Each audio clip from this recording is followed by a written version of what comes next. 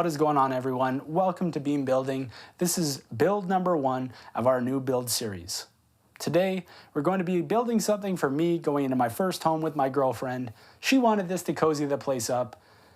I figured, why not try and build something, save us a few $100s.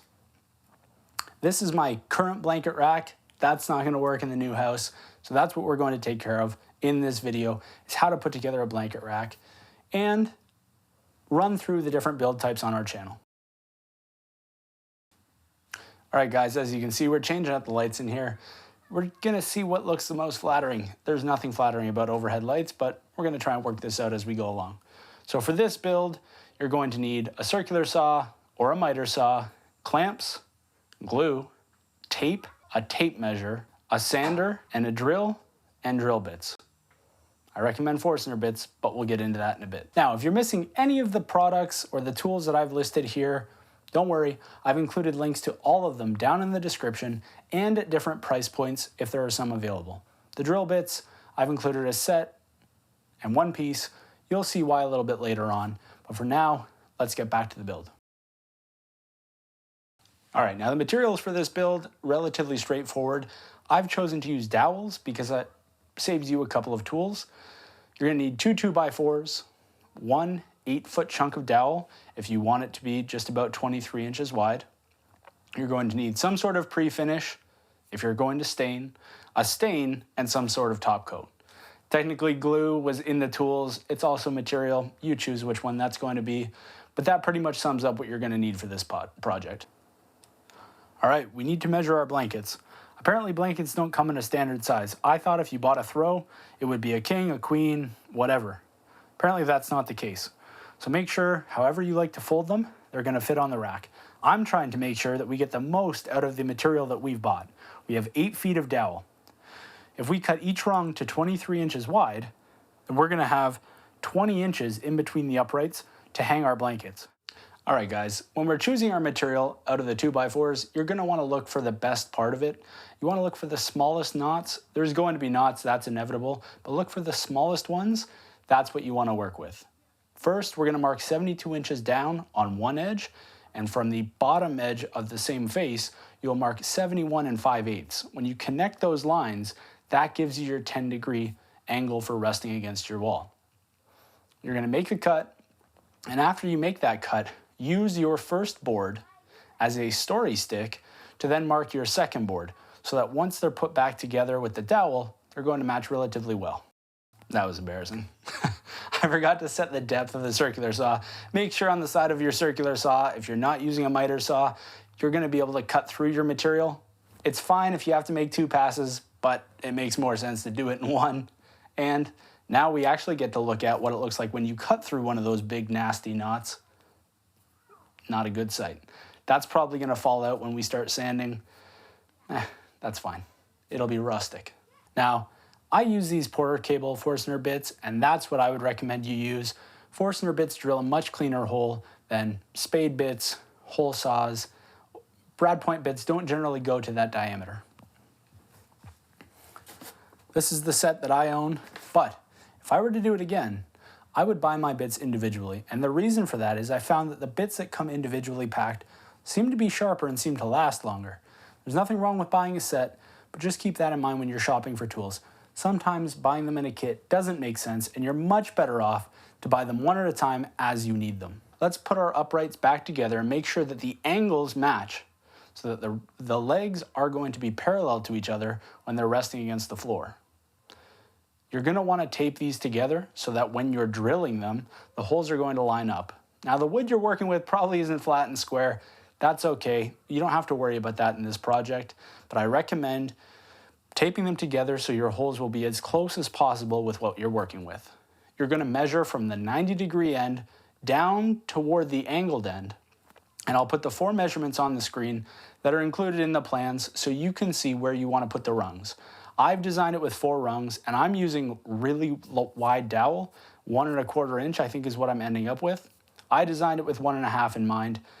It's a lot easier if you use smaller dowels, but that's completely up to you. All right, good show. We've marked out where we need to drill. Before we do, take those scrap pieces we cut away earlier from the 2x4s and put them underneath your uprights. If you try and drill through there without supporting the back of the board, it's just going to blow a giant hole and ruin what is supposed to be your show face. This is what it looks like. That's not pretty. And I forgot to mention when we were marking out, a 1.5, 3.5 is a real dimension of a 2x4. So to find the center when you're trying to drill for your rungs, make sure you come in on the wide face 1 3/4 inches. Now, if you know what that is, wonderful. But for those of you who are unfamiliar, dimensional lumber, which is what you're working with, it says a dimension 2x4, 2x6. That's not the dimension. So keep that in mind when you're drawing things or developing your own plans in the future. I've done everything in my power to try and make this as simple as possible and to use as few tools as I could. The tape just didn't work. So I've taken the tape off. Technically, I've left it there. It doesn't make a difference. And I'm gonna put clamps on. Now, those clamps that I'm using, I think they cost $8, $10 a piece right now in 2021. I recommend you grab a couple. You can never have enough clamps. But before I keep drilling the remaining holes, I just wanted to be honest with you guys that I ended up using clamps. The tape is just not effective. And honestly, if you're gonna ruin the material, you may as well spend the money and get something that will actually last you as you continue to build. Drills make a ton of dust. Look at that. These Forstner bits actually chip out the material, which means it's cutting it away instead of just creating dust, which is a good thing. The problem with Forstner bits is they're normally not that long. So you're probably not going to get all the way through 2x4s. With that in mind, try and drill down as far as you can, and then take the drill out of the hole, remove the clamps, and finish the bottom slat. That's the best way to do it. You could use a spade bit. As I said, it's just more aggressive. I prefer Forstner bits, and I personally think Forstner bits will serve you better in the long run. It's time to cut the dowels. I'm not going to tell you how to cut the dowels. It can be dangerous. Round stock of any kind wants to wander away from you. This is the one time in the project I used a tool that I haven't been using the entire time. I used a miter saw for this. I did say at the beginning circular saw or miter saw, so I didn't cheat technically. What I will say is I'm leaving it up to you to go and look up how to cut round stock safely. I don't want anyone getting hurt. So please be careful when you are cutting the round stock. When you're going to cut it to the dimensions, cut it to 23 1/4, which will give you 4 rungs out of your 8-foot chunk. That's number one. And number two, it's going to leave it a little bit proud. So we will have 23 inches from the outside rung to the outside rung. So when you sand that dowel flush, we're right where we want to be. Now, before we glue it up, I recommend you sand the inside of the long slats. And the reason for that is it's going to make it a lot easier to get in there to finish off whatever sanding might need to be done when you're preparing for finish. You don't want to be wrestling with these rungs once they're glued in place, and it'll make it a little bit easier to clean that squeeze up out if any glue does get onto those surfaces. We've left it to glue up for about 6 hours now, so it's time to go and fill in the imperfections. If you're drilling this by hand, I used a giant bit, 1 1/4 inch. There was a ton of movement, so I didn't expect that, to be honest. Forstner bits are not really designed to be used with a handheld drill, but that's okay. There's an easy fix to fix those imperfections. Take some of your sawdust that you've gotten accumulating wherever you might be from sanding, mix it with glue, cram it in those gaps, and guess what? You have perfectly matched wood putty. That's all you have to do. Once that sets, we will sand the dowels off, and then we're on to finish. You can sand them, you can use a router, you can use a chisel, you can use a handsaw. It doesn't really matter. Once those are flushed down, then go over the remaining surfaces that we haven't sanded yet, soften those up, get them ready for the pre-finish, then we're on to finishing. You're ready to finish this bad boy. It's looking good, but just keep this in mind before you go finishing it with something stain or poly. You have to pre-finish pine. The reason is the fibers in the wood don't soak up any application evenly. So by putting on the pre-finish, it allows the stain or whatever other application you might be using to stick to the wood correctly. You don't finish it, this is what it's gonna look like, and it will be blotchy. If you do put some pre-finish on there, that should really help. Keep that in mind. You guys can use whatever finish you like. Me personally, I'm going to use this dark stain that my dad has already used on some furniture that he built for my mom.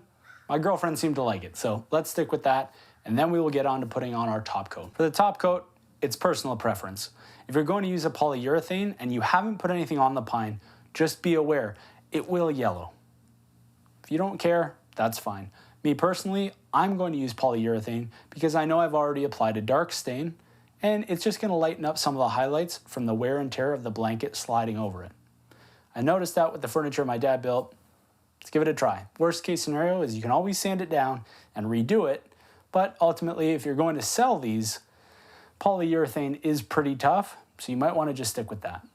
All right, that is it, my friends. You've done it. You've managed to make your way through your first bean build. Toss your cozies, your cuddlies on there. Enjoy your home being a little bit more comfortable. Now, I want to explain how this is going to work. We're going to have light roasts, we're going to have classic roasts, and we're going to have dark roast builds. Now, the light roast builds are supposed to be the most accessible. I wanted to have the fewest tools, the easiest techniques, and really just have a way for people to be exposed to woodworking without feeling overwhelmed. The classic roasts are going to be a little bit more complicated, not too many tools, probably vary one piece a little bit more than the other, but it's going to be a step above the light roast. Finally, the dark roast. Some of these techniques are just too complicated to explain well over video, and it's not fair to you guys to have half of a concept explained and leave you with questions in the comment area. That's not fair. I remember starting out in woodworking, and I just wanted to make finger joints, to be honest, but I remember thinking to myself, I don't have a budget for that, I don't have space for that, I don't have the skills. That was always a big one for me.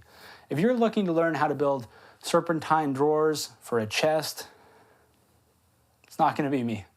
I can tell you how to do it, but I don't have a lot of pleasure in that. I want to be putting out projects where you can sit down, watch the video, look at the plans, do this project with your significant other, with your children, your grandchildren. Maybe you're just starting out and you just want to try your hand with woodworking. Now, with this project in particular, I do want to be clear on something. These sell for a few $100s on Wayfair. I don't shop on Wayfair. I know people who do. What I will say is this. For about $50 in material, you have successfully completed a blanket rack.